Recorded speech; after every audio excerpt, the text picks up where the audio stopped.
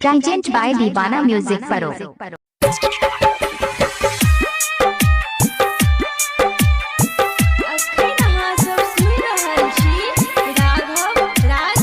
अभी आप सुन रहे हैं दीवाना म्यूजिक परो की शानदार प्रस्तुति। 4 दिन से जहानी के चार है छे पानी रे साचे कहै छियो आई पति अलम आनी रे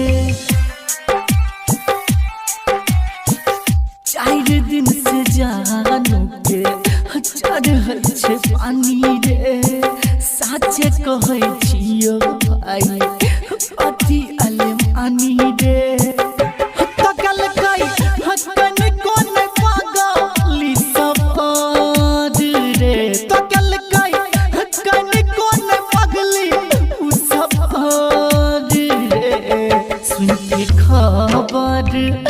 शादी के हमर तो हपील कई है जहाद रे सुन के खबर शादी के हमर तो हपील कई है जहाद रे। DJ good Madhubani DJ good Madhubani DJ good Madhubani DJ good Madhubani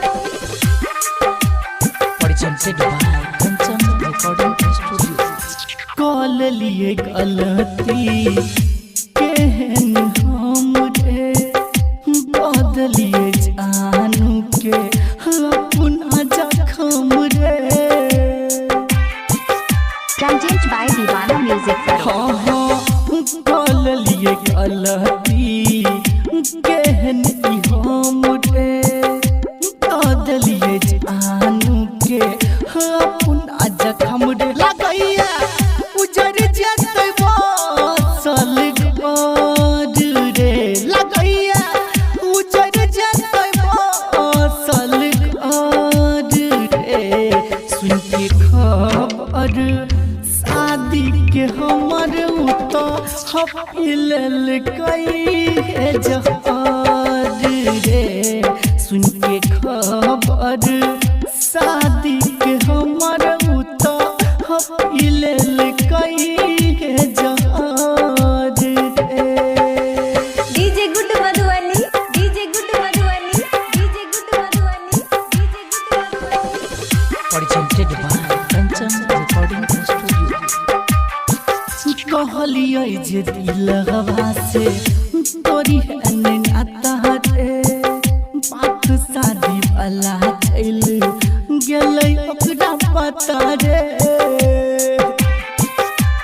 Present by दीवाना म्यूजिक परो। कहलिए जे दिलवा से तोरी है नाता रे बात शादी वाला चल गेलै ओकरा पता रे।